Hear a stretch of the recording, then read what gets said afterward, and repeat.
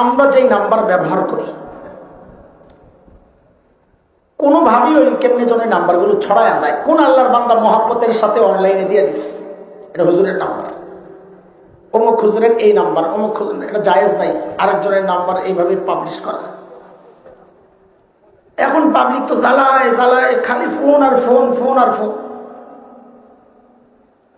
না ধরলে আবার উল্টা পাল্টা মেসেজ পাঠায়। আজকেও একটা মেসেজ আছে, এখনো আছে, লেখছে আপনারা বড় মানুষ বুঝলাম, কিন্তু আপনাদের সাথে সাক্ষাৎ করাটা যদি সোনার হরিণ হয়ে যায় তো আমরা করবো কি, লেখছে বেচারা খুবই কষ্টে।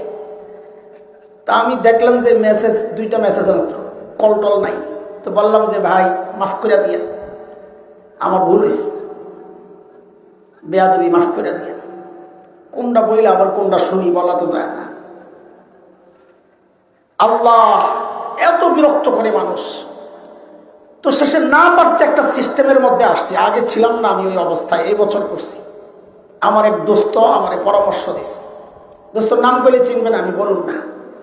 বলে দোস্ত আমার বকবো যে তুমি আমার এই গোমর ফাঁস করো মানুষের কাছে।